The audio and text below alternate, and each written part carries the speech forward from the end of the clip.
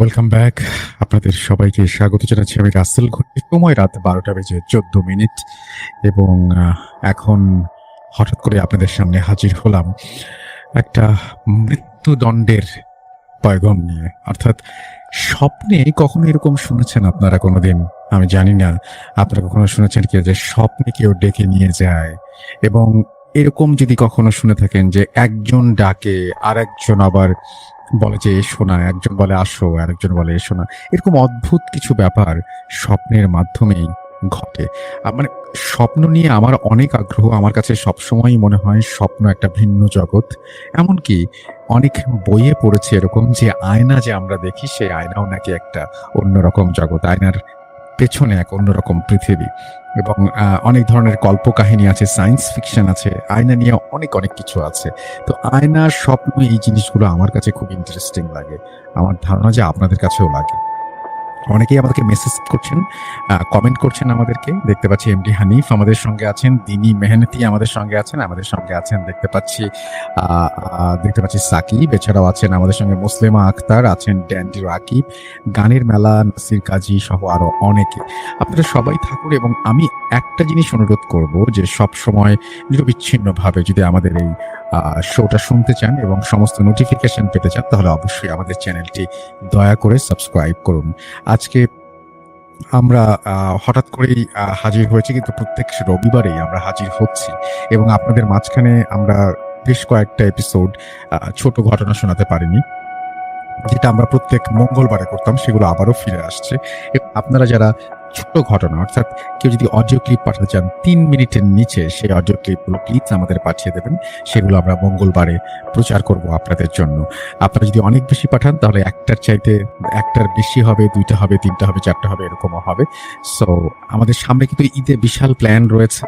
এই যে আমরা বৃহস্পতিবার থেকে শুরু করছি, বৃহস্পতিবার, শুক্রবার, শনিবার, রবিবার, টোটাল 4 দিন ঈদের আনন্দ হবে। আপনারা যাবেন পরিবারের কাছে ঈদ আনন্দ করতে, আমরা থাকবো আপনাদের সাথে ভার্চুয়ালি। সো ঈদ আনন্দে মেতে উঠুন ভূত.com এর সাথে। এখন আর কথা না বাড়িয়ে সরাসরি ঘটনায় চলে যাচ্ছি। চলুন আমরা শুনে আসি আমাদের প্রথম ঘটনাটি। আশা করছি ভালো লাগবে আপনাদের। চলুন শুরু করা যাক। Welcome back. আপনাদের সবাইকে স্বাগত জানাচ্ছি। আমি রাসেল। আশা করছি আপনারা সবাই ভালো আছেন এবং ভালোর দলে আছেন। আমিও ভালো আছি, ভালোর দলে আছি। আর আরও একটা ঘটনা নিয়ে হাজির হয়ে গেলাম আপনাদের সামনে। যেভাবে লেখা আছে আমি সেভাবেই শুরু করছি। চলুন শুরু করা যাক। আসসালামু আলাইকুম রাসেল ভাই, আশা করি আপনি ভালো আছেন। আমি হাদিয়া মরিয়ম হিমা। আমার বাসা কুড়িগ্রাম জেলায়। উপজেলার নাম শেয়ার করতে চাচ্ছি না। ভূত এফএম শোনা হয় নাই, কিন্তু 1 বছর থেকে ভূত.com শোনা হয়। আমার সাথে কিছু ঘটনা ঘটে গেছে, শেয়ার করার সময় পাই না, তাই একটু সময় বের করে ঘটনাগুলো শেয়ার করলাম। ভালো লাগলে অবশ্যই শেয়ার করবেন। বেশি কথা না বলে ঘটনায় চলে যাই। ছোট থেকেই আমার বিশ্বাস ছিল ভূত বলে কিছু হয় না, মৃত ব্যক্তি কখনো ফেরত আসতে পারে না, মূলত আত্মা বলতে কিছু নেই, এই বিশ্বাস আমার ছিল। তবে জিন বিদ্যমান এটা বিশ্বাস করতাম। তাদের দেখার প্রবল আগ্রহ আমার সব সময় ছিল। সালটা ঠিকঠাক মনে নেই, আমার বয়স হয়তো 10-11, স্পষ্ট মনে করতে পারি না কি করছিলাম তখন আমি।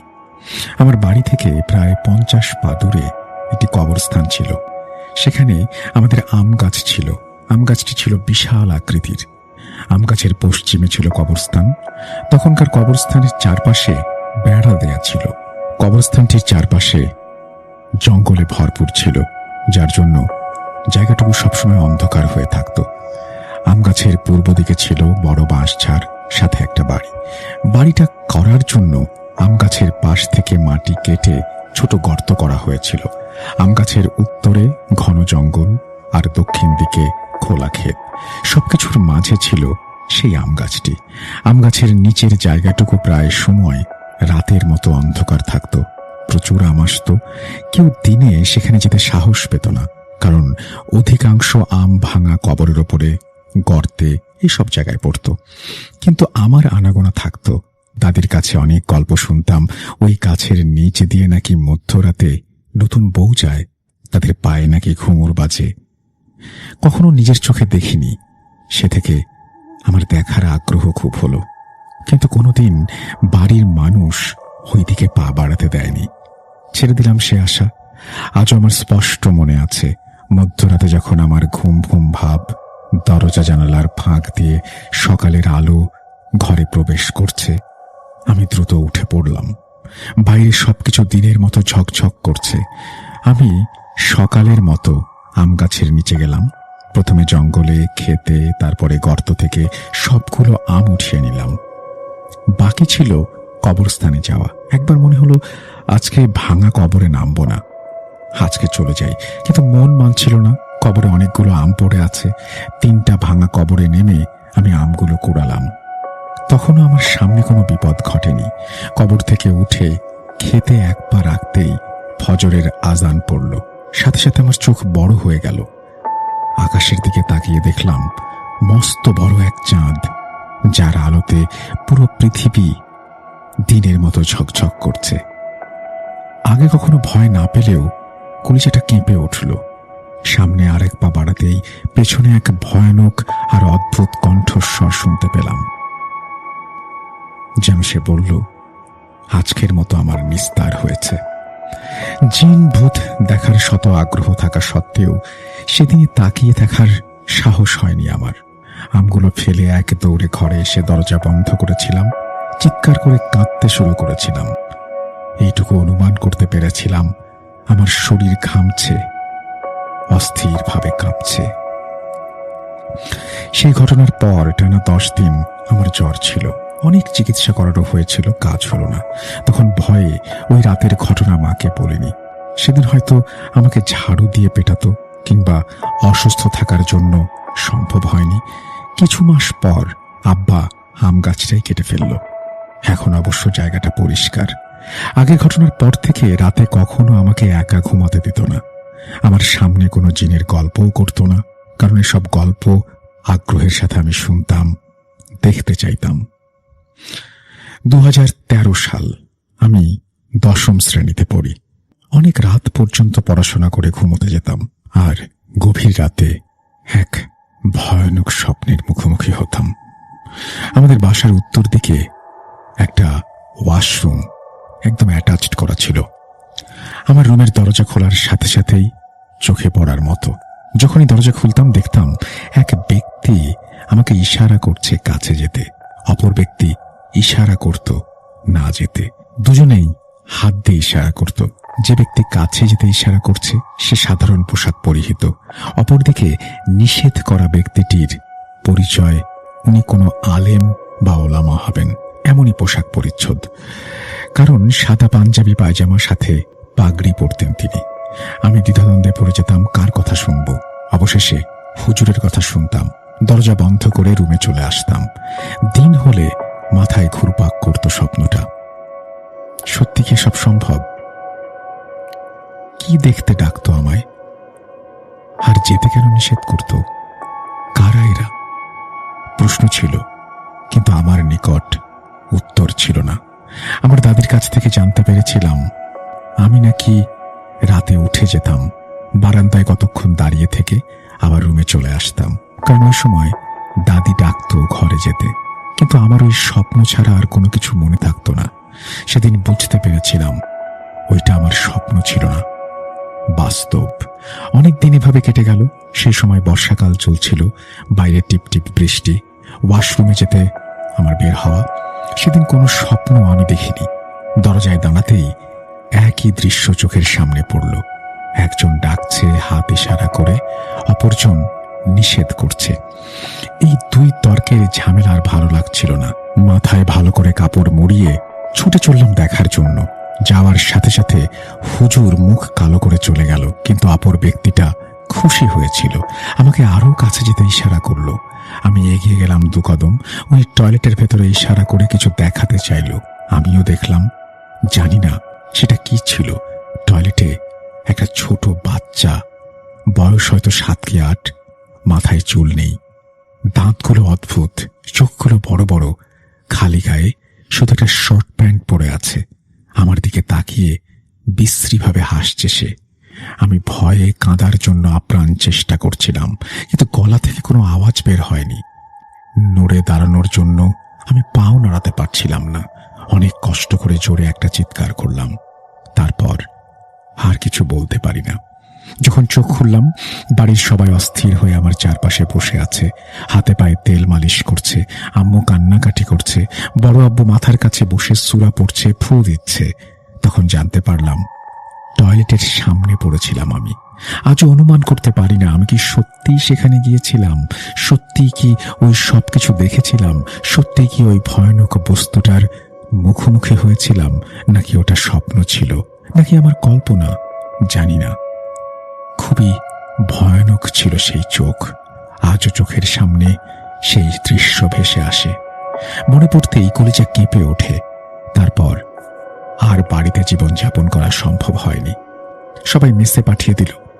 বাড়িতে তেমন আসতেই দিত না, কিন্তু করোনাকালীন সময়ে ছুটি পেয়ে আসতেই হলো। ভেবেছিলাম পিছু ছাড়লো সবকিছু, কিন্তু 2021 সালে ঘটল একদম ভিন্ন একটা ঘটনা। 2020 সালে যখন করোনার ফলে সব জায়গায় ছুটি, কিন্তু আমি মেসেই রয়ে গেলাম। এক এক করে সবাই চলে যাওয়ার পর আর থাকা সম্ভব হয়নি। চলে আসলাম বাড়িতে। মা প্রায় সময় আমাকে ধমকাতেন, একা বের হবি না, যখনই প্রয়োজন পড়বে ডাকবি। কিন্তু আমার ভাই বোনগুলো ছোট থাকায় কেউ আমার সাথে ঘুমায় না, একা ঘুমাতে হয়। প্রথম দিকে কোনো ঝামেলা হয়নি। প্রায় 1 মাসের মতো কেটে গেল।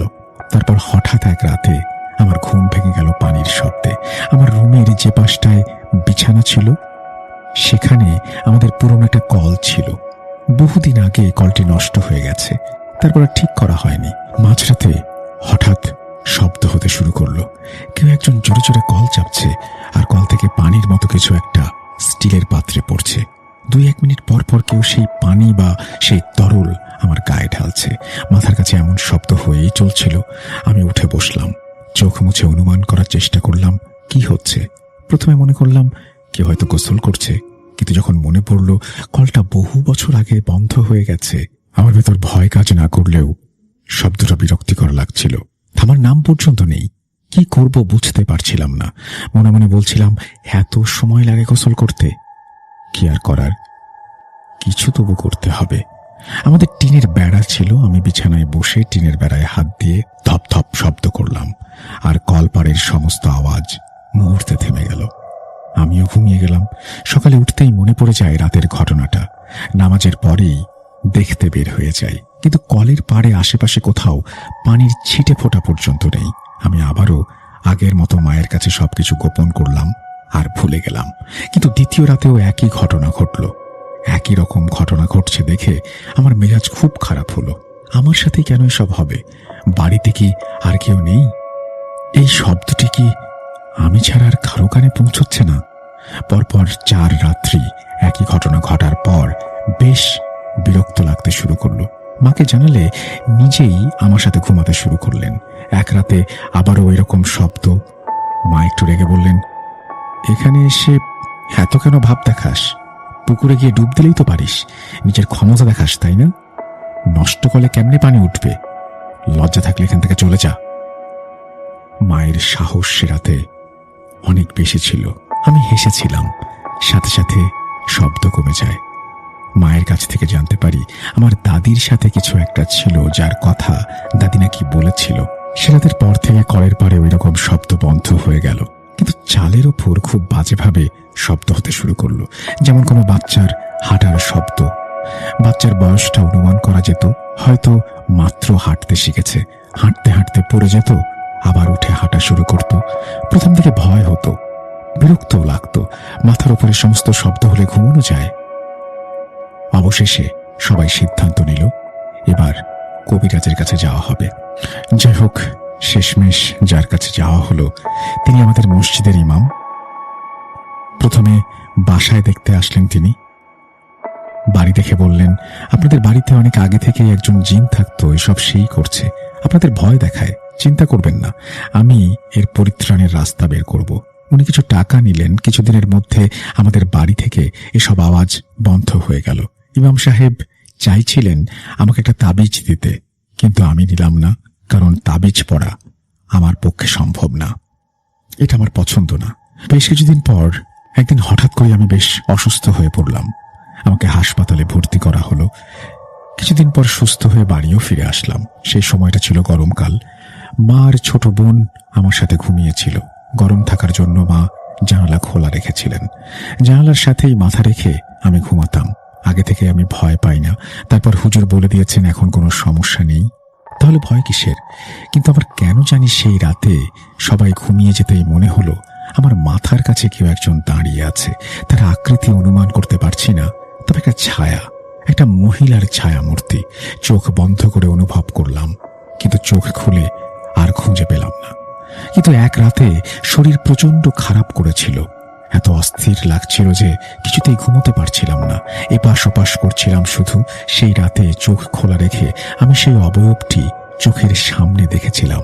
গ্রামের মহিলাদের মতো করে সুতি শাড়ি কাপড় পরে আছে, মাথায়ও সুন্দর করে কাপড় দেয়া। চোখের সামনে সবকিছু কেমন ঘোলাটে, তবু আমি দেখার চেষ্টা করছি। মাথা তুলতে নিলে অবয়বটির একটি হাত আমার কপালে লাগলো। আমি মাথাটা আবারও বালিশের ওপর রেখে দিলাম। ওনার সুন্দর মতো একটা হাত আমার মাথায় বুলিয়ে দিচ্ছে। অনুমান করতে পারলাম ওনার হাতে চুড়ি রয়েছে। কয়েক মিনিট পর আর কিছু মনে করতে পারি না। সকালে আমি ঘটনাটি কাউকে বলিনি। আমি ধীরে ধীরে সুস্থ হয়ে উঠলাম। রোজ রাতে ওই অবয়বটার হাতের স্পর্শ আমি কপালে অনুভব করতাম। খারাপ লাগতো না। একদিন মনে হলো কে উনি, কেন আসেন আমার কাছেই, কেন প্রতিদিন, কেন? আজকে জিজ্ঞেস করব, কিন্তু দুর্ভাগ্যবশত তাকে সে রাতে অনুভব করতে পারলাম না। পরবর্তী রাত্রে তিনি আসলেন। অনুভব করতে পেরেই আমার প্রশ্ন, কে তুমি, কেন আমার কাছে আসো, আমার মাথায় হাত বুলিয়ে দাও কেন? সে রাতে আমার কপালে আর হাত পড়েনি। অনুমান করতে পেরেছিলাম সে হাত নামিয়ে রেখেছে এবং সে সেখান থেকে চলেও গেছে। ততক্ষণে মা সবকিছু বুঝে গিয়েছিলেন। আবারও কবিরাজ ডাকেন তিনি। কবিরাজ কিছু কাজ করেন আর বলেন আর কোনো সমস্যা হবে না, ইনশাল্লাহ আর কোনো সমস্যায় আমি পড়িও নি। আমার কাছে আজও সবকিছু স্বপ্নের মতো মনে হয়, কিন্তু বাস্তবে এসব আমি দেখেছি, অনুভব করেছি, এবং সেগুলো কি মিথ্যে? আমি যা শুনেছি তাও কি মিথ্যে? ওই টয়লেটে যে ফ্যাকাশে চেহারা দেখেছিলাম সেটা কি মিথ্যে? কবিরাজ যা বলেছিলেন তা কি মিথ্যে? সত্যি যদি হয় তাহলে তারা এখন কোথায়? আগে সবে ভয় লাগলেও এখন মাঝে মাঝে আমার দুঃসাহসী হতে ইচ্ছে করে। তো রাসেল ভাই, এই ছিল আমার ঘটনা, আমার নিজের সাথে ঘটা, তাই সত্যতা নিয়ে কোনো শঙ্কা নেই। এই বলে তিনি তার ঘটনা শেষ করেছেন। আশা করছি এই ঘটনাটি আপনাদের ভালো লেগেছে। Welcome back. আপনাদের সবাইকে স্বাগত জানাচ্ছি আমি রাসেল। আশা করছি আপনারা সবাই ভালো আছেন, ভালোর দলে আছেন। ঘড়িতে সময় রাত 12:32। আশা করছি এখনো পর্যন্ত ভালো লাগছে আপনাদের। আপনাদের সাথে ফিরে এসে কথা হবে আবারও। তবে এখন একটা অডিও ক্লিপে যাব, যে অডিও ক্লিপটা আপনাদের খুব পরিচিত একজন মানুষ পাঠিয়েছেন। দেখুন ভালো লাগে কিনা। চলুন শুরু করা যাক। আসসালামু আলাইকুম রাসেল ভাই এবং প্রিয় শ্রোতা বন্ধুরা, আশা করি আপনারা সকলেই ভালো আছেন এবং সুস্থ আছেন। আমি মোহাম্মদ সাবিত আলম বলছি ময়মনসিংহ বিভাগ থেকে। আমি বর্তমানে আপনাদের সকলের প্রিয় ভূত.com এর একজন মডারেটর এবং স্টোরি টেলার হিসেবে কাজ করছি। আজকে আমি আপনাদের কাছে নিয়ে এসেছি নতুন একটি ঘটনা, যেই ঘটনাটি আমি কালেক্ট করেছি পাকিস্তানে বসবাসরত একজন ব্যক্তির কাছ থেকে। ওনার নাম হচ্ছে সানি। তো সানি ভাই আমাকে যতটুকু বলেছেন যে ওনারা আসলে জিন ভূত বা এরকম কোনো বিষয়টা কখনোই বিশ্বাস করতেন না। হতে পারে যে কখনো চোখে দেখেন নাই, বা হচ্ছে ওনাদের ধারণা যে বিভিন্ন ধরনের ধর্মীয় যে গুরুগুলি আছেন বা ইমাম সাহেবের আছে, ওনারা হয়তো মানুষের উইক যে আকিদা আছে বা ইমান আছে, তাদের ওই উইক আকিদা বা ইমানের ফায়দা উঠিয়ে নাকি এই ধরনের ঘটনাগুলি রটিয়ে দেন। তো তখন আসলে উনি এখন বলেন যে তখন আসলে ওনার আকিদাই বা ওনাদের আকিদাই এতটুকু দুর্বল ছিল যে ওনারা এই জিনিসটা উপলব্ধি করতে পারেন নাই। তো এরপর ওনাদের সাথে এমন কিছু হয় যে ওনারা বিশ্বাস করতে বাধ্য হন যে না, জিন জাতি বলতে বা শয়তান বলতে দুনিয়াতে আসলেই কোনো একটি অবতার বা কিছু একটা রয়েছে, যারা আমাদের আশেপাশেই থাকেন, লুকিয়ে থাকে এবং আমাদেরকে নানাভাবে গুমরাহ করার চেষ্টা করে। তো যাই হোক, ঘটনার দিকে যাই এবার। তো সানি ভাই আসলে থাকতেন হচ্ছে ওনাদের পৈতৃক সম্পত্তিতে করাচিতে যে কোনো একটা জায়গায়, কিন্তু ওনাদের যত ধরনের কাজ কারবার ছিল সবগুলি ক্লিফটনে হওয়ার কারণে ওনারা ওনাদের পৈতৃক সম্পত্তিটা বিক্রি করে ক্লিফটনে একটা বাসা কেনার জন্য রেডি হন। তো ব্রোকারদের কাছ থেকে বাসা দেখার পরে একটা বাসা ওনাদের খুব পছন্দ হয়। বাসাটা মোটামুটি ভালোই বড় ছিল, কিন্তু পুরাতন বাসা ছিল, বাট রেনোভেটেড। তো এখন একটা বাসা আসলে যতই রেনোভেট করা হোক, বাসা যদি পুরাতন হয় তাহলে সেটার দাম আসলে খুব বেশি একটা হয় না। তো ওনাদের বাসাটা পছন্দ হওয়ার মেইন কারণ হচ্ছে বাসাটা পুরাতন বাট রেনোভেট করা, যেহেতু সো সমস্যা হওয়ার কথা না। আর বাসাতে অনেকগুলো রুম ছিল, আর বাসাটা ছিল ডুপ্লেক্স একটা বাসা। তো বাসাটার বর্ণনা উনি যেরকম দিয়েছেন যে বাসাটাতে রুম ছিল টোটাল 7টা, যেখানে অ্যাকচুয়ালি 3টা রুম ইউজ হইতো। কারণ হচ্ছে ওনাদের বাসার ফ্যামিলি সদস্য সংখ্যা ছিল সানি ভাই নিজে, ওনার 3 বোন, যার মধ্যে ওনার বড় বোনের বিয়ে হয়ে যায়, এবং হচ্ছে ওনার মা বাবা। তো তখন সানি ভাই পড়তেন হচ্ছে ইউনিভার্সিটির 2য় বর্ষে, এবং ওনার একজন বোন পড়তেন ইন্টারমিডিয়েটে এবং আরেকজন স্কুলে পড়তেন। তো তাদের মধ্যে বয়সের ডিফারেন্সটা খুব বেশি না, 2 থেকে 3 বছর হবে 2 বোনের মধ্যে। তো 2 বোন একটা রুমে থাকতো, সানি ভাই থাকতেন হচ্ছে উপরের ডুপ্লেক্স রুমে, এবং নিচে আরেকটা রুমে থাকতেন ওনার মা বাবা। বাকি 4টা রুম বন্ধই থাকতো, সবসময় প্রয়োজন হতো না। তো ওনাদের বাসার উপরে ছিল আবার একটা হচ্ছে স্টাফ কোয়ার্টার, বা হচ্ছে কাজ করে যারা বাসার মধ্যে গৃহ পরিচারিকা, তাদের একটা কোয়ার্টার ছিল। তো ওনারা কি করেন, মানে একজন গৃহ পরিচারিকাকে বা হচ্ছে কাজের লোককে ওনাদের বাসায় ফুল টাইমের জন্য রাখা হয়, এবং ওনাদেরকে উপরে থাকতে দেওয়া হয়। কারণ সানি ভাই হচ্ছে সকালবেলা ভার্সিটি চলে যান, ওনার আস্তে আস্তে সন্ধ্যা। ওনার বোনেরাও স্টুডেন্ট হিসেবে খুবই ভালো, এই কারণে পড়াশোনা নিয়ে ব্যস্ত, বাসার কাজ খুব বেশি একটা ওনাদের মাধ্যমে করা হয় না। দ্যাটস ওয়াই সানি ভাইয়ের আম্মুর একজন মানে কাজের লোকের খুব প্রয়োজন ছিল, এবং ওই কাজের মহিলা পরিবার সমিতি থাকতেন ওনাদের বাসার উপরে, ছাদে আর কি। তো কাজের মহিলা যে ছিল তার হাজবেন্ডের সাথে প্রায় দিনে লড়াই ঝগড়া হতেই থাকতো। এই কারণে হচ্ছে তার হাজবেন্ড মাঝে মাঝে দূরে চলে যেত বা গ্রামের বাড়ি চলে যেত। কিন্তু এটা নিয়ে আসলে সানি ভাইদের পরিবারের এত ভাবনা চিন্তার কিছু নাই, এটা হচ্ছে তাদের নিজেদের মানে পারিবারিক বিষয়, এখানে আসলে ওনারা নাক গলাতে চান নাই কখনো। তো সানি ভাইদের বাসায় যে কাজের মহিলাটা কাজ করতো, ওনার একটা অভ্যাস ছিল যে উনি খুবই মানে জোরে কথা বলতেন, মানে খুবই উচ্চ ভাষায় কথা বলতেন, এবং চিৎকার করে করে কথাবার্তা বলতেন। তো উনি একদিন সকালবেলা ভার্সিটিতে যাওয়ার আগে বসে বসে নাস্তা খাচ্ছিলেন, তখন উনি দেখলেন কি যে সেই কাজের মহিলাটা ওনার মায়ের কানে মানে ফিস ফিস করে কি যেন বলছেন। তো উনি কিছুটা অবাক হন যে কি ব্যাপার, এত কি সিক্রেট কথা থাকতে পারে যে হচ্ছে এইভাবে বলতেছে এই মহিলা আমার আম্মুর কানে, বুঝতে পারতেছি না। তো উনি ভার্সিটি চলে গেলেন, ওনার বোনেরাও নিজেদের মতো কলেজ বা স্কুলে চলে গেল। তো উনি যখন সন্ধ্যার দিকে ফেরত আসলেন, তখন উনি আসার সাথে সাথে দেখেন যে ওনার বাবা ওনার সাথে ঘরে ঢুকছেন, একই সাথে ফেরত এসেছেন। বোনেরা আগে থেকেই বাসায়। তো বাসায় আসার পরে উনি যখন ফ্রেশ হলেন এবং গোসল করলেন, এরপরে উনি শুনতে পেলেন কি নিচতলা থেকে ওনার বাবা ওনাকে ডাকছেন যে এই সানি বাইরে বেরিয়ে আয়, তোর মার সাথে কথা আছে, দেখ তোর মা কি উল্টাপাল্টা বলে। সানি ভাই যখন হচ্ছে বের হয়ে আসলেন রুম থেকে, তখন উনি আসলে ফিল করলেন যে ওনার মা বাবা এমন কিছু একটা আছে যেটা ওনাকে এখনই বলতে চাচ্ছেন। তো ওনার মা শুরুতে ওনাকে ডাকলেন যে বাবা রুমের ভেতরে আসো। উনি রুমের ভেতরে গেলেন, ওনার বাবাও রুমের ভেতরে গেলেন। তো ওনার মা কি করলেন, দরজাটা বন্ধ করে দিলেন। তখন উনি ওনার মাকে মানে সানি ভাই ওনার মাকে বললেন কি যে মা তোমার কি হয়েছে, তুমি এত সাসপেন্স ক্রিয়েট করতেছো কি কারণে, কি হয়েছে সেটা সরাসরি বলো। তো ওনার মা ওনাকে বললেন কি বাবা তুমি সকালে দেখছো না যে কাজের মহিলাটা আমার কিছু একটা বলতেছে। তো সানি ভাই বললেন যে হ্যাঁ কি হয়েছে। পরে বলে কি যে উনি বলতেছে এই বাসার নাকি জিন আছে, জিন না শয়তান আছে। তো এই কথা শুনে সানি ভাই হইতেছে অটো হাসিতে ফেটে পড়লেন, এবং ওনার মা ওনাকে বললেন কি বাবা তুমি এগুলোতে বিশ্বাস করো না, আমি কিন্তু মজা করতেছি না। তুমি বললেন কি যে আচ্ছা আম্মু সরি, আমাকে ক্ষমা করো, কিন্তু তুমি কবে থেকে এগুলো বেশি বিশ্বাস করো, তুমি না একটা ভার্সিটির প্রফেসর ছিলা। তো ওনার আম্মু আসলে একজন ভার্সিটির প্রফেসর ছিলেন। তো ওনার মা তখন বলেন কি যে বাবা দেখো এতটুকু বুদ্ধি বা ক্ষমতা আল্লাহ আমাকে দিচ্ছেন যে আমার সাথে যখন কেউ কথা বলে সে মিথ্যা বলছে নাকি সত্যি বলছে, এই জিনিসটা কিন্তু আমি আসলে বুঝতে পারি। সুতরাং আমি বানায় বানায় কোনো কিছু তোমাদেরকে বলতেছি না, আমার কথাটাকে একটু সিরিয়াস ভাবে নাও তোমরা। কিন্তু ওনারা কেউই তেমন সিরিয়াস ভাবে কথাটা নিলেন না। তো এরপর দিন সকালবেলা মানে সেদিনই রাত্রিবেলা 2টার দিকে মানে ওনাদের সানি ভাইয়ের যে রুমে ছিলেন তার নিচের রুম থেকে বা লনের করিডোরের সামনে থেকে খুব জোরে চিৎকার চেঁচামেচির আওয়াজ আসতেছে। তো সানি ভাই বোঝার জন্য চিন্তা করেন যে কি হইতেছে। এই চিন্তা করে যখন দরজাটা খুললেন তখন উনি দেখলেন কি ঝগড়াঝাটির আওয়াজটা আরো জোরে জোরে আসতেছে। উনি যখন নিচে আসলেন দেখলেন কি ওনার দুইটা বোন এত জোরে একজন একজনের সাথে যুদ্ধ করছেন, মানে মারামারি করতেছেন অ্যাকচুয়ালি, একজন একজনের সাথে চুল ধরে টানতেছে, লাথি গুতা দিচ্ছে।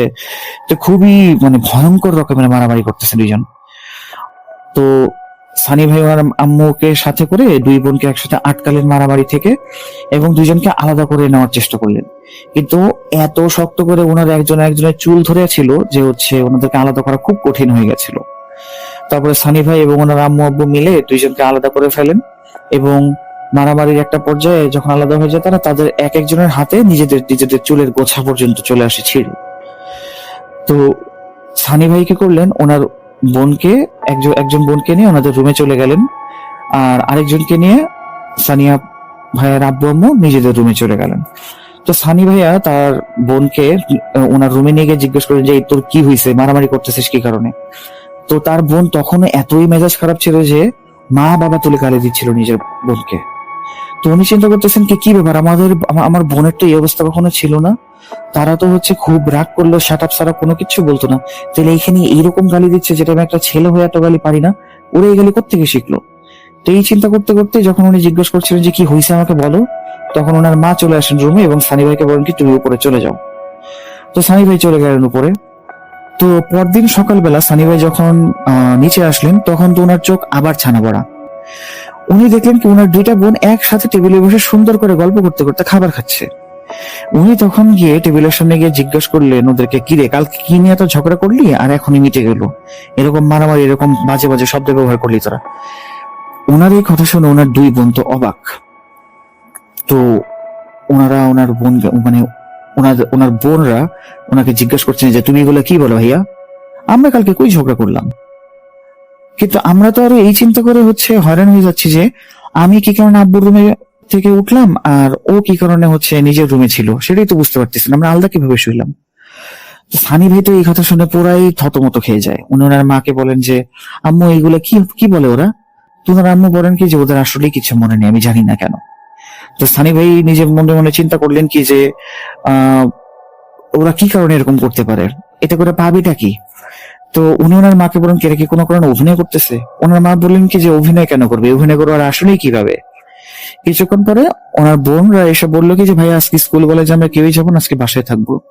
উনি তখন এও চিন্তা করলেন যে স্কুল কলেজে না যাওয়ার জন্য কি এরকম নাটক করতেছে, কিন্তু এটা তো সম্ভব না, কারণ ওরা নিজেদের ইচ্ছায় স্কুল কলেজে যায় এবং ওরা স্টুডেন্ট হিসেবে আগে যেটা বলা হলো যে ওরা খুবই ভালো স্টুডেন্ট, একদম মেধা তালিকার প্রথম দিকে স্টুডেন্ট। ওরা বরঞ্চ স্কুল কলেজ মিস দিলে ওদের মন খারাপ হয়, আর স্কুল কলেজ ওরা যখন মিস দিতে চায় তখন ওদেরকে বাসা থেকে কখনোই মানা করা হয় না। তাহলে এমন কি রিজন থাকতে পারে যে তারা নিজেদের এরকম ঝগড়া করে স্কুল কলেজ বাদ দিবে? এটা তো সম্ভব না। এরপর উনি এও চিন্তা করেন কি আচ্ছা ঠিক আছে বাদ দিই, যেটা হওয়ার ওটা হয়ে গেছে, এত চিন্তা করলে তো কোনো কিছু হাসিল করা যাবে না, যাক ওরা এখন ঠিক আছে বা ঝগড়া টগড়া মিটে গেছে, এটাই আমাদের জন্য এনাফ, ভালো হয়েছে, সমস্যা নেই। তো সেদিন গেল।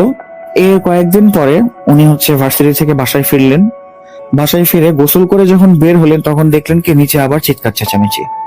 উনি সন্ধ্যার দিকে মোটামুটি রুম থেকে বেরিয়ে ওনার মাকে জিজ্ঞেস করলেন, দেখলেন যে ওনার মা বসে আছে আর সোফার মধ্যে ওনার দুইটা বোন বসে বসে কাঁদতেছে। তো উনি গিয়ে জিজ্ঞেস করলেন তোমাদের সমস্যা কি, এরকম কাঁদতেছে কেন ভোর সন্ধ্যায়? তো ওনার বোন ছোট বোনটা ওনাকে দেখে দৌড় দিয়ে রুমে চলে গেলেন। তো ওনার মা তখন ওনাকে বললেন কি যে বাবা তুমি যে কাজটা করছো তুমি এই কাজটা কেন করলা, তুমি নিজের বোনের গায়ে কবে থেকে হাত তোলো? সানি ভাই এই কথা শুনে পুরো ওনার চোখের অবস্থা ছানা বড়া এবং উনি আকাশ থেকে পড়লেন যেন। উনি আমাকে জিজ্ঞেস করলেন আমি কখন ওদের গায়ে হাত তুললাম? তখন বড় বোন যে আছে ও বলতেছে কি ভাইয়া তুমি আসার পরে আমরা দুইজনই তোমার রুমে গেছিলাম, তোমার রুম থেকে চার্জার নিতে গেছিলাম মোবাইলের, তো তোমাকে জিজ্ঞেস করে চার্জার নেই জন্য তুমি ওয়াশরুম থেকে বের এসে আমাদের দুইজনকে মারছো না, থাপ্পড় দাও নাই। ওনার ভাই মানে সানি ভাই তো পুরো অবাক, উনি বলতেছে আমি তোমাদেরকে কখন মারলাম? আর মোবাইলের চার্জার তোমরা নিতেই পারো, নিলে নাও, মোবাইলের চার্জার কি তোমরা আজকে প্রথম নিলে নাকি আমার? আর তোমরা যে আমার মোবাইলের চার্জার নিয়ে সেটাই তো আমি জানি না, আমি কখন মারলাম তোমাদেরকে? তো এখন সানি ভাইয়ের মা ওনাদের মানে ওনার মেয়েদেরকে নিয়ে সেখান থেকে চলে গেলেন। সানি ভাই মনে মনে ভাবলেন কি যে ওনার মা কার কথা বিশ্বাস করবেন, ওনার কথা বিশ্বাস করবেন নাকি ওনার বোনদের কথা বিশ্বাস করবেন, যেখানে আসলে একজন সাক্ষীও আছে যে বলতেছে যে হ্যাঁ সানি ভাই মারছে, এবং আরেকজন কান্নাকাটি করতে করতে রুম থেকে বেরিয়ে গেল। তো সানি ভাইয়ের আম্মু সাধারণত ওনার মেয়েদেরকেই বিশ্বাস করলেন। তো যাই হোক, এরপরে কয়েকদিন পরে সানি ভাই হচ্ছে রাতের বেলা 2টার দিকে রুমে জেগে আছেন, ওনার ল্যাপটপে কাজ করছেন উনি, বিকজ পরের দিনে হচ্ছে ওনার খুবই জরুরি একটা অ্যাসাইনমেন্ট জমা দেওয়ার কথা। তো অ্যাসাইনমেন্ট জমা দেওয়ার টাইমে যেহেতু জমা দিতে হবে সেহেতু হচ্ছে উনি ল্যাপটপে কাজ করবেন রাতের বেলা। তো অ্যাসাইনমেন্টের একটা কাজ ল্যাপটপে দিয়ে, ডাউনলোডের কাজ দিয়ে উনি হচ্ছে চলে গেলেন ওয়াশরুমে। তো ওয়াশরুম থেকে যখন আসলেন তখন দেখলেন কি যে ল্যাপটপের ক্যামেরাটা অন করা। তো উনি ল্যাপটপের ক্যামেরাটা বন্ধ করলেন। এরপরে উনি ওনার স্টোরেজ ফোল্ডারে গিয়ে দেখেন কি ল্যাপটপের ক্যামেরা দিয়ে একটা ছবি তোলা হয়েছে। ল্যাপটপটা অ্যাকচুয়ালি এমন অ্যাঙ্গেলে ফেস করা ছিল যে অ্যাঙ্গেল থেকে ওনার রুমের জানালা দেখা যায়, খোলা জানালা। তো উনি দেখলেন কি ল্যাপটপে একটা ছবি ক্লিক হয়েছে, যেই ছবিগুলোতে অ্যাকচুয়ালি জানালার সামনে ওনাদের সেই কাজের মহিলাটাকে দেখা যাচ্ছে। এখন উনি চিন্তা করলেন যে কাজের মহিলা এত রাতের বেলা আমার রুমে কি কারণে আসছিল, কি কাজ ছিল তার। মোটামুটি 10-12টা ছবি। উনি যখন ছবিগুলোর প্রপার্টিসে গিয়ে মানে হচ্ছে ডিটেইলস ভিউ করলেন, দেখলেন কি যে ছবিগুলো 5 মিনিট আগে তোলা হয়েছে, মোটামুটি 3-4-5 মিনিট আগে তোলা হয়েছে। উনি চিন্তা করলেন যে আসলো কখন গেল কখন, কিছুই তো বুঝলাম না। আচ্ছা যাই হোক, কালকে সকালে আম্মুর সাথে এই বিষয়ে কথা বলবো। তো এই চিন্তা করে উনি হচ্ছে কাজ করতে বসে গেলেন। আবার মোটামুটি প্রায় ভোর রাতের দিকে উনি ঘুমালেন। সকালবেলা যখন উনি ঘুম থেকে উঠে বাইরে আসবেন তখন উনি দেখেন কি যে আরেকটা ঝামেলা বাসার মধ্যে। মানে ওনার বাসার কাজের মহিলা কি করতেছে, ওনার মায়ের সামনে বসে পা ধরে কান্নাকাটি করতেছে। তো ওনাকে দেখে, ওনার মানে সানি ভাইকে দেখে কাজের মহিলা সেখান থেকে চলে গেল। আর সানি ভাইয়ের আম্মু ওনাকে বললো কি যে তোর সমস্যা কি। সানি ভাই বললেন আম্মু কি হয়েছে। ওনার মা বলেন কি যে তুই এত রাতের বেলা ওই কাজের মহিলার রুমে কি করছিলি। সানি ভাই বলেন আমি ওনার রুমে গেছিলাম মানে, ওই মহিলা আমার রুমে আসছিল। পরে সানি ভাইয়ের আম্মু বলতেছে তুই কি মিথ্যা কথা কেন বলতেছিস। সানি ভাই বলেন আমার কাছে প্রমাণ আছে, ল্যাপটপে ছবি আছে আমার। তো উনি এরপরে দৌড়ে গিয়ে ল্যাপটপটা নিয়ে আসলেন, ল্যাপটপটা অন করলেন, পাসওয়ার্ড দিয়ে আনলক করে দেখেন ওনার স্টোরেজ ফোল্ডারে ওই ছবিগুলি আর নেই। এখন তো উনি ওনার আম্মুকে কোনোভাবেই বিশ্বাস করাতে পারতেছেন না। এখন ওনার চরিত্রে একটা দাগ লেগে যায়। তো ওনার আম্মু ওনার কথা বিশ্বাস করেন এবং ওনাকে সবাই, বাসার সবাই হচ্ছে একজন দুশ্চরিত্র ছেলে হিসেবে দেখতে থাকেন। তো এই জিনিসটা ওনার আসলে সহ্য হয় না। মোটামুটি 1-2 মাস ওনাদের বাসার কারোর সাথেই ওনাদের কোনো কথাবার্তা নাই। তো মানে এরপরে হচ্ছে সানি ভাইয়ের এমন অবস্থা ছিল যে উনি সকাল দুপুর রাতের খাবার সবসময় বাইরে খেতেন, বাসায় খেতেন না, কারোর সাথে কোনো কথাই হতো না। এর মাঝখানে একদিন ওনাদের কাজের যে মহিলাটা ছিল উনি বলেন কি যে আমার পক্ষে এই বাসায় আর থাকা সম্ভব না, ভাই আমাকে অনেক বিরক্ত করে, আমি এখানে আর থাকবো না। তো এখন তো এখানে আর কিছু বলারও নেই, কাজের মহিলা চাকরি ছেড়ে দিল। তো এর যাওয়ার আগে কাজের মহিলা একটা কথা বলছিল কি যে আপনাদের এই বাসায় কিন্তু জিন আছে, সেটা আমি জানি, কারণ আমার হাজবেন্ডের সাথে আমার ঝগড়া হওয়ার পরে ছাদের মধ্যে ওই 2-3 দিন রাতের বেলা আমি আমার হাজবেন্ডকে দেখছি ঘোরাফেরা করতে, কিন্তু সেই যদি আমাদের বাসায় আসেও তারপরে মেইন ডোরটা খুলে আসতে হবে। মেইন ডোরটা আপনি বা আমরা কেউই খুলি নেই, তাহলে আমার হাজবেন্ড ছাদে কিভাবে আসবে, তো সম্ভব না। এগুলো বলে উনি হচ্ছে সেখান থেকে চলে যান। এই মোটামুটি 1-1.5 মাস পরে সানি ভাই একদিন কি করলো, ওনার আলমারি থেকে কোরআন শরীফ বের করলেন দুপুরবেলা, এবং হচ্ছে ওনার আম্মুর রুমে গিয়ে ওনার আম্মুর মাথায় আর কোরআন শরীফে হাত দিয়ে বললেন আম্মু তুমি হচ্ছে আমার লাইফের সব থেকে ইম্পর্টেন্ট পার্সন, আমি তোমার মাথায় হাত রেখে আর আল্লাহ পাকের কালাম কোরআনে পাকে হাত রেখে আমি বলতেছি আমি না আমার বোনদেরকে কখনো মারছি, না আমি ওই মহিলার রুমে গেছি, কখনোই না। আমার মনে হচ্ছে এই বাসায় এই মহিলা যেটা বলছিল সেই কথাই ঠিক। এই বাসায় হয়তো বা এমন কোনো কিছু আছে যেটা হচ্ছে আসলে আমাদের একজন একজনের বিপক্ষে দাঁড় করাই দিচ্ছে। কারণ তখন পরিবারের এমন অবস্থা ছিল, 2 বোন কারোর সাথে কারো কোনো মিল ছিল না, ভাই বোনের মধ্যে মিল নাই, বোনে মিল নাই, হাজবেন্ড ওয়াইফের মধ্যে মিল নাই, বাবা ছেলের সম্পর্ক খারাপ, বাবা মেয়ের সম্পর্ক খারাপ। ওনার বাবা খুবই ইন্ট্রোভার্ট এবং খুবই মানে নরম চুপ স্বভাবের মানুষ ছিলেন, কিন্তু উনি এই টাইমটার মধ্যে প্রচন্ড ঝগড়াঝাটি করতেন ওনার মার সাথে, গালিগালাজ করতেন, খারাপ বাজে গালিগালাজ, জীবন গায়ে পর্যন্ত হাত তুলতেন। তো যখন হচ্ছে সানি ভাই ওনার আম্মুর সাথে এগুলো কথা বলতেছিলেন তখন ওনার বাবা রুমের মধ্যে আসলো এবং সে ওনার কোটটা ওনার মায়ের মুখে ছুঁড়ে মারলো। বললো কি যে বেয়াদব মহিলা, তোরে বলছিলাম এটা সেলাই করে এটা হচ্ছে ইস্ত্রি করে দিতে, আর তুই এটা ইস্ত্রি না করে পুরাই ফেলছিস, তুই জানিস না আজকে আমার মিটিং আছে, বেয়াদব কোথাকার। এই কথা বলে ওনার আম্মুকে ধাক্কা মেরে বিছানায় ফেলে দিয়ে উনি হচ্ছে ঘর থেকে বেরিয়ে চলে গেলেন। তো এইভাবে সানি ভাইয়ের আব্বু যখন ঘর থেকে বেরিয়ে চলে যায়, তখন সানি ভাই হচ্ছে ওনার আম্মুকে বলেন কি যে, আম্মা আসলে আমাদের কিছু একটা করা উচিত, কারণ এরকম চলতে থাকলে আমরা একজন একজনের হচ্ছে মানে মেরে ফেলার জন্য পাগল হয়ে যাব, কেউ জীবিত দেখতে পারবো না, সুতরাং দয়া করে এখন আমাদের কিছু একটা করা উচিত। ওনার আম্মু বললেন কি কার কাছ থেকে হেল্প নিব? তখন উনি বললেন কি যে আমার কিছু বন্ধু বান্ধব আছে যাদের এই বিষয়ে কিছু হচ্ছে ইলম আছে, তো তাদের সাথে একটু যোগাযোগ করে দেখি, কথাবার্তা বলে দেখি কি হয়। তো এর মধ্যে আবার কি হলো, উনি এগুলো কথা বলে যখন হচ্ছে রুম থেকে বেরোলেন, উনি একটু নিজের রুমের দিকে যখন যাবেন, তখন পানি খাওয়ার জন্য উনি হচ্ছে রান্নাঘরের দিকে গেলেন। তো রান্নাঘরের দিকে গিয়ে দেখলেন কি যে ওনার সবচেয়ে ছোট যে বোনটা আছে, উনি কি করতেছেন, দুধ জাল করতেছিলেন রুমের ভেতরে। তো উনি যখন রান্নাঘরে ঢুকে ওনার বোনকে জিজ্ঞেস করলেন যে এই টাইপের দুধ জাল করছিস কেন, তো অনেকদিন ধরে যেহেতু কথা হয় না, তো ওনার বোন কোনো উত্তর না দিয়ে কি করলো, একটা ছোট্ট কৌটা সানিবের হাতে ধরিয়ে দিয়ে দৌড় দিয়ে রুম থেকে বেরিয়ে চলে গেল। তো উনি দেখলেন কি যে কৌটাটা ওনার হাতে দেওয়া, সেটা হচ্ছে অ্যাকচুয়ালি র্যাট কিলার মেডিসিন। তো উনি চিন্তা করতেছেন কি যে আরে, এই দুধ সিদ্ধ করতে, দুধ জাল করতেছে, এখন আবার র্যাট কিলার মেডিসিন দিবে, আমি যদি না দেখতাম তাহলে কি হতো আজকে। তো ইতিমধ্যে এটা চিন্তা করতেছেন, এমন সময় কি হলো, ওনার বোন ওনার মাকে নিয়ে এসে হাজির। বলতেছে কি, মা দেখো ভাইয়া হচ্ছে দুধের মধ্যে এই যে র্যাট কিলার মেডিসিন দিচ্ছিল, তো এই র্যাট কিলার মেডিসিন যে দিচ্ছে, এটা খাইলে পরে আমাদের সবার কি হইতো আজকে, আমরা সবাই মরে যেতাম। তো ওনার মা হচ্ছে বিষয়টা কিছুটা আন্দাজ করতে পারেন এবং ওনার মেয়েকে বলেন, আচ্ছা ঠিক আছে, তুমি তোমার রুমে যাও, আমি হচ্ছে সানির সাথে কথা বলতেছি। তো এরপরে হচ্ছে ওনার মা মানে সানি ভাইকে জিজ্ঞেস করলেন যে, সানি বলো তো আসলে কি হয়েছে। উনি বললেন কি যে হচ্ছে আমি এখানে এসে দেখি ও হচ্ছে এই র্যাট কিলার মেডিসিন মিশাচ্ছে দুধের ভেতরে, তো এখন আমি যদি না দেখতাম তাহলে কি হইতো আম্মু, তুমি বলো।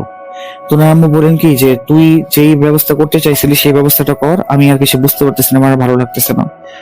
তো সানি ভাই কি করলেন, ওনার আম্মুকে বললেন কি যে, তুমি হচ্ছে বোন দুইজনকে নিয়ে খালার বাসায় চলে যাও, আমি হচ্ছে দেখি কি করা যায়। আর আব্বু যেহেতু গেল, বললো ওনার মিটিং আছে এবং ওনার ফিরতে নাকি সময়ও লাগতে পারে। আচ্ছা ঠিক আছে, ওনার আম্মু হচ্ছে ওনার কথা মতো মেয়েদেরকে নিয়ে খালার বাসায় চলে গেলেন। তো উনি হচ্ছে ওনার ভার্সিটির একটা বন্ধুকে ফোন দিলেন, মোটামুটি ভালো পড়াশোনার একজন বন্ধু। তো উনি বললেন কি, আচ্ছা ঠিক আছে ভাই, দেখ এটা ব্যাপার না, আমার আব্বু হচ্ছেন একজন ইমাম সাহেব, উনি হচ্ছে দোয়া দরুদও জানেন বা দমও করতে জানেন, তো হচ্ছে ওনার সাথে কথা বলে দেখি। তো 5 মিনিট পরে হচ্ছে সানি ভাইয়ের বন্ধু ওনাকে ফোন দিয়ে বলেন যে, আব্বু আজকে ঈশার পরে তোদের বাসায় যাবে, তুই ভার্সিটি আয়। তো এরপরে সানি ভাই ভার্সিটি গেলেন এবং প্রায় মোটামুটি মাগরিব পর্যন্ত ভার্সিটিতেই ছিলেন। এর মাঝখানে উনি ওনার আব্বুকে ফোন দিয়ে জিজ্ঞেস করলেন যে ওনার আসতে কতদিন সময় লাগবে। উনি বললেন যে 2-3 দিন টাইম লাগবে, উনি জরুরি কাছে ফয়সালাবাদে যাবেন। তো যাই হোক, ওনার কাছে এটা খুবই সুন্দর একটা সময় ছিল ঘরটার টোটাল বিষয়গুলো ইনভেস্টিগেট করার জন্য। তো মাগরিবের পরে হচ্ছে উনি চলে গেলেন ওনার সেই মানে পরহেজগার বন্ধুর বাসায়। যাওয়ার পরে ওখানেই খাওয়া দাওয়া করলেন এবং খাওয়া দাওয়া করার পরে ওনার বন্ধু আর বাবাকে নিয়ে উনি চলে আসলেন নিজেদের বাসায়। তো ওই ওনাদের বাসা মানে ওনার বন্ধুর যে বাবা ছিলেন, উনি ওনাকে হচ্ছে ওনার বাসার সবাই হাজি সাহেব বলেই ডাকতেন, ভালো সম্মান ছিল ওনার। তো হাজি সাহেব যখন হচ্ছে ওনার বাসার দিকে আসলেন, তখন হচ্ছে ঘরের ভিতরে একটা পা দিয়েই উনি ঘর থেকে বেরিয়ে আসলেন। বেরিয়ে এসে উনি সানি ভাইকে বললেন কি, বাবা তোমরা এটা কি করলা, তোমরা যে ঘরে আছো এটা তো জিনের ঘর না, এটা তো শয়তানের ঘর, এখানে অনেক অনেক শয়তান একসাথে বাস করতেছে, 1000 বছর ধরে আছে এর এই জায়গায়, কই কি করলে তোমরা, এটা পরিবার না, এখানে কেন থাকতেছে তোমরা। এই কথা বলে উনি হচ্ছে তসবি বের করলেন এবং একটা বই বের করে কিছু একটা ওটা দেখে দেখে পড়তে লাগলেন এবং আস্তে আস্তে আবার ঘরের ভেতরে গেলেন। উনি ঘরের ভিতরে যাওয়ার পরে সানি ভাই এমন ফিল করছিলেন যে উনি হয়তো বা মিনিটে মিনিটে কোনো কিছু দেখতে পাচ্ছেন এবং একবার কোনো সময় গিয়ে কোনো রুমের কোনায় দেখছেন, ওপরে দেখছেন, বা রুমের ভেতরে ঢোকার সময় দাঁড়িয়ে পড়ছেন, মনে হচ্ছে যেন ওনার সামনে কেউ চলে আসছে, এরকম লাগছে ওনার। তো এরপরে হাঁটতে হাঁটতে উনি কি করলেন, ওনাদের মানে সানি ভাইয়ের বোনদের রুমের সামনে আসলেন। তো হাজি সাহেব বলেন কি, দরজা খোলো। তো দরজা খোলার পরে উনি রুমের ভেতরে ঢুকে তসবির মধ্যে ফু দিয়ে কিছু একটা পরে যখন হচ্ছে তসবিটাকে সেই ওয়ালের সাইডে ছোঁয়ালেন, দেখা গেল কি লাল লাল রক্তের ছোট ছোট ফোঁটা দেখা যাচ্ছে। তো এটা দেখে তো উনি একদম অবাক হয়ে যান, সানি ভাই এবং বাকি সবাই। তখন ওনার মানে বন্ধুর বাবা বলেন কি, হাজি সাহেব বলেন যে চলো এখান থেকে চলে যাই, আমরা এখানে আর থাকতে পারবো না, এখন এটা খুবই রিস্কি। তো যখন ওনারা বাইরে বের হচ্ছেন, ওই টাইমে ওনার বোনেদের রুমের দরজা দিয়ে একটা চেহারা উকি দিল যা দেখে সানি ভাই টোটালি মানে ওনার জ্ঞানই হারায় ফেলার মতো অবস্থা। উনি দেখলেন উনি নিজেই বা ওনার চেহারারই একজন সেই দরজায় ঢুকে দিচ্ছে এবং বিভৎস একটা হাসি দিয়ে। এই অবস্থা দেখে উনি তো একটা জোরে চিৎকার দিলেন। তখন হাজী সাহেব ওনার হাত ধরে মানে সানি ভাইয়ের বন্ধুকে নিয়ে সেই রুম থেকে বা সেই ঘর থেকে বের হয়ে চলে আসলেন। বাইরে যাওয়ার পরে উনি বললেন কি যে এই ঘরের শুদ্ধিকরণ বা হচ্ছে এই ঘরকে ঠিক করা কখনোই সম্ভব না, কারণ হচ্ছে এই ঘরে যে শয়তানগুলি আছে এগুলো খুবই শক্তিশালী এবং এই ঘর যদি আমরা ঠিক করতে যাই তাহলে হয়তো বা পরবর্তীতে আমাদের নিজেদের জীবনের অবস্থা খারাপ হয়ে যাবে, আমাদের জান কবজ করে ফেলতে পারে এরা, অনেক ঝামেলাতে পড়ে যাব। এই ঘরে থাকা এই ঘর আসলে পরিশোধন করা সম্ভব না, তোমরা এই ঘরে আর থাইকো না। আর তোমার যে বোনগুলো আছে দুইজন, আর ওরা কিন্তু মারাত্মকভাবে এখন পজেসড হয়ে থাকবে, কারণ যে রুমে তোমার বোনরা থাকতো এই রুমটা ছিল সব থেকে মারাত্মক, সব থেকে বাজে একটা রুম। মূলত এই বাসার যত ধরনের প্রবলেম সেই প্রবলেমের উৎপত্তি স্থলই হচ্ছে এই রুমটা। সুতরাং এই বাসায় থাকা যাবে না, আর তোমার বোনদের চিকিৎসা করতে হবে। তো এরপরে সানি ভাইরা সেই জায়গাটা ছেড়ে চলে যান এবং উনি নিজেও আর খালার বাসায় চলে যান। 2 দিন উনি হচ্ছে ওই হাজী সাহেবের সাথে ওনার বাবারও কথা বলায় দেন ফোনে। তো ওনার বাবা সব কথা শুনে বলেন, মানে বিশ্বাস করেন অবশ্যই। এতে সানি ভাইয়ের মনে একটা সুন্দর শান্তি আসে যে যাই হোক বাবা অনেক কিছু মানে অবিশ্বাস করলে এই জিনিসটা বিশ্বাস করতে বাধ্য হয়েছে, যাক, কারণ হাজী সাহেবের কথা বলার ধরনগুলোই ছিল অন্যরকম। তো যাই হোক, ওনারা মোটামুটি 3-4 দিনের মধ্যে একটা বাসা খুঁজে বের করেন। তো একটা মাসের মতো ওনারা খালার বাসায় থাকেন এবং নতুন বাসায় পরবর্তী মাসে তারা শিফট হয়ে যায়। এবং সেই বাসাটা কি করে, একটা ইনভেস্টর এর কাছে একজন ব্রোকারের মাধ্যমে বিক্রি করেন এবং এও বলে দেন যে হচ্ছে এই বাসাটাতে কিন্তু সমস্যা আছে। তো যত টাকা দিয়ে ওনারা বাসাটা কেনেন তার মোটামুটি প্রায় অর্ধেক দামে এই বাসাটা তাদেরকে সেল করতে হয়। তো এখন ওই ইনভেস্টর এই বাসাটা নিয়ে কি করবে না করবে সেটা আসলে উনি জানেন না। তো এই ঘটনাটা যে উনি আমাকে বলেছেন, বলার মোটামুটি উনি বলেন যে উনি রিসেন্টলি হচ্ছে 3-4 মাস আগে পাকিস্তান থেকে ঘুরে এসেছেন। তো উনি নাকি 3-4 মাস আগে ওই বাসার সামনে গিয়েছিলেন এবং এই বাসাটা নাকি এখনো ঠিক আগের মতোই, কিন্তু একদম মানে কি বলে, কাঠ যখন ঘুনে খেয়ে ফেলে তখন কাঠের যে একটা অবস্থা হয়, খুবই মানে খারাপ করুণ অবস্থা, ভেঙে ভেঙে গেছে, বাট বাসাতে এখন পর্যন্ত কেউ থাকে না। তো এই ছিল সেই বাসার ঘটনা, সানি ভাইয়ের পাঠানো। তো আশা করি আপনাদের ভালো লেগেছে। আশা করি নতুন কোনো সপ্তাহে আবার নতুন কোনো ঘটনা নিয়ে ফিরে আসবো। ততদিন পর্যন্ত ভালো থাকুন, সুস্থ থাকুন, ভোট.com এর সাথে থাকুন। আল্লাহ হাফেজ।